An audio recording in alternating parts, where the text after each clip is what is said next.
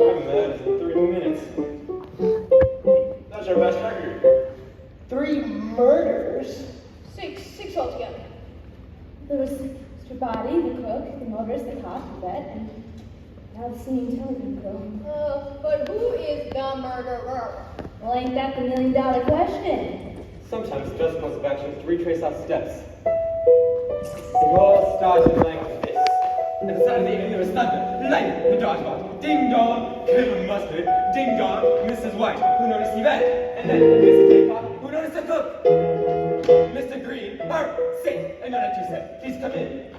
Professor Plum, Miss Garland, that dinner is served. That's more like a cocktail minute. To the dining room, shout some soup, ooh, yum, yum, yum, my favorite. And then Mr. Body and Ryan went to the study. Who is this Mr. Body, butler? How do you do? And then Mr. Body asked me to pass out packages.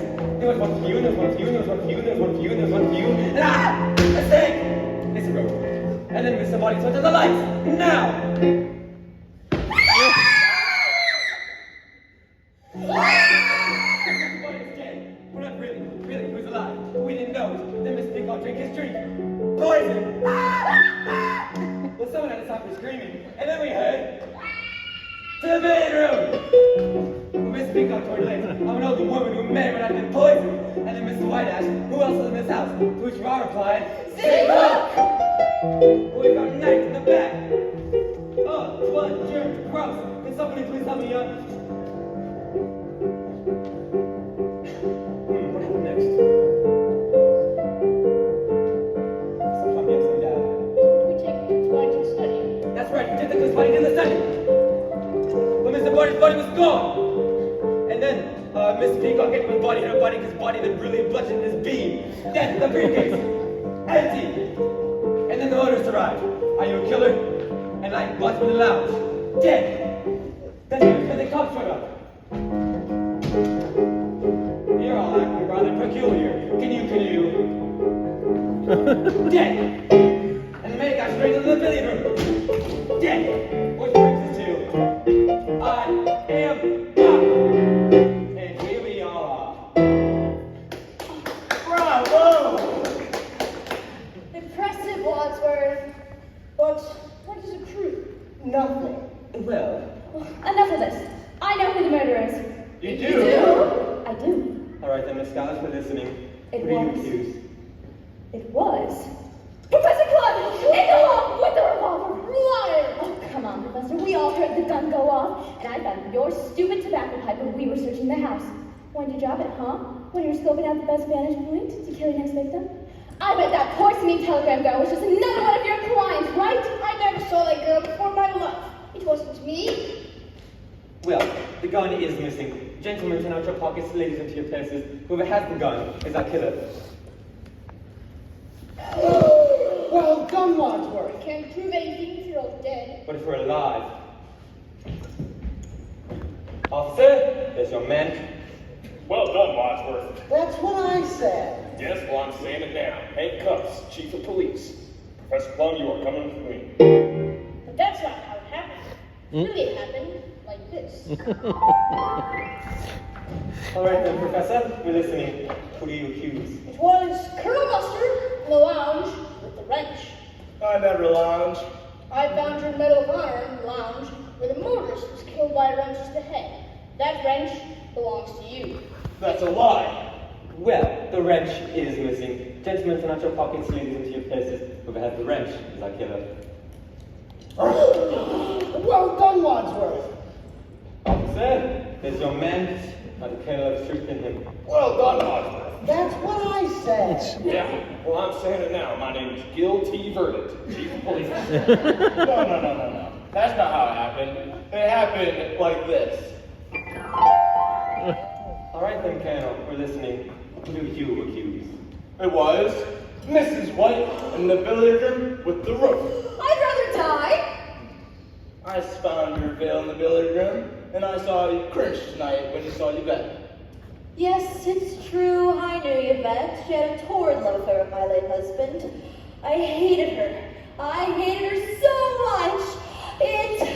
The flames on the side of my face, breathing, heaving breaths.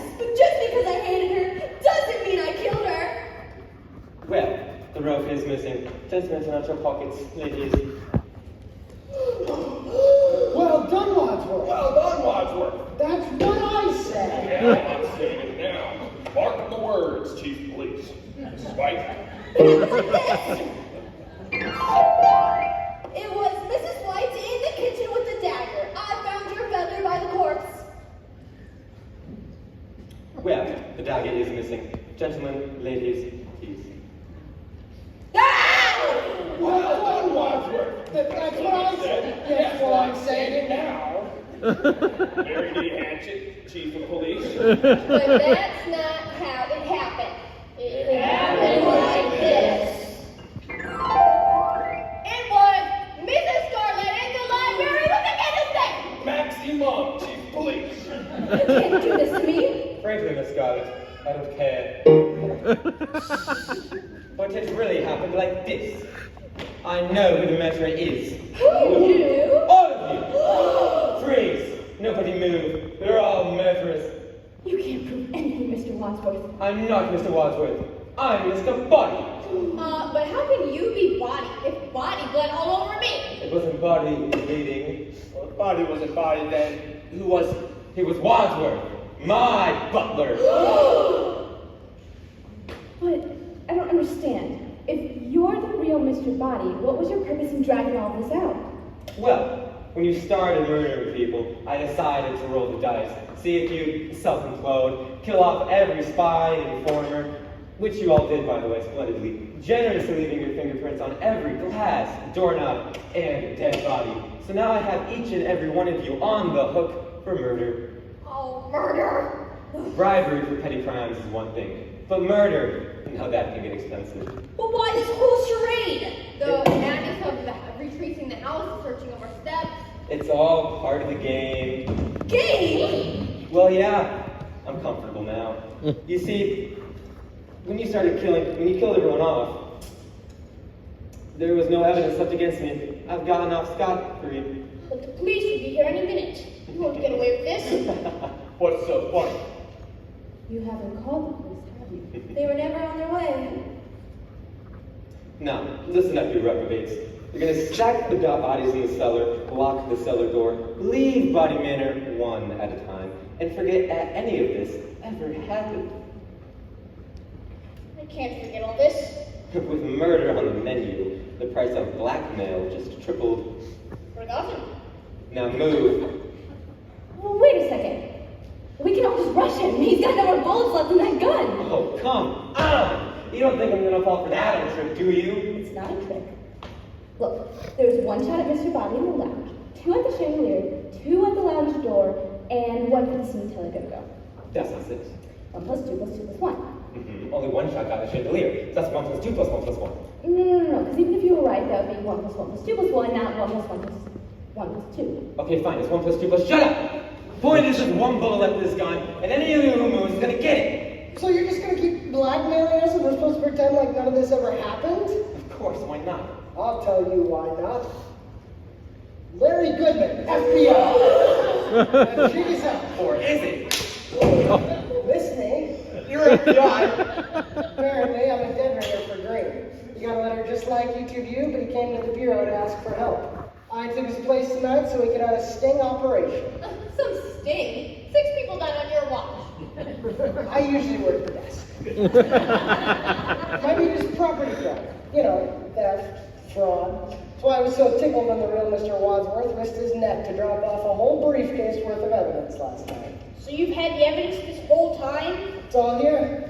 Miss Scarlett's books, including the names of customers and employees, justifying why she killed the cop who's listed on her payroll. Give me that. Ooh, and a love letter addressed to Professor Plum. That's private property. That singing telegram girl is the teenage daughter of the head of the you-know-who. Who would have come clean to Daddy? Who would have cleaned out Professor Plum? So you killed her. Now see here. No, you don't. And these negatives, Colonel.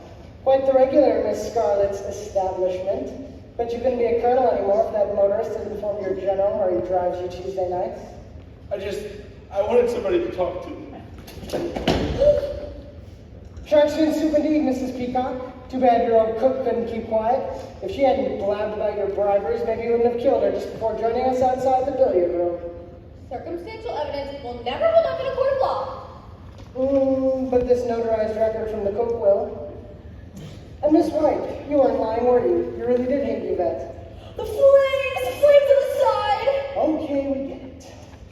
I have a jar containing fingerprints collected at the scenes of your previous murders. I never murdered my husbands. Fingerprints, I'm sure the FBI will be able to match to those found on the noose tied around Yvette's neck. I wore gloves. You mean these? And last but not least, Mr. Bobby Bobby. It's Robert.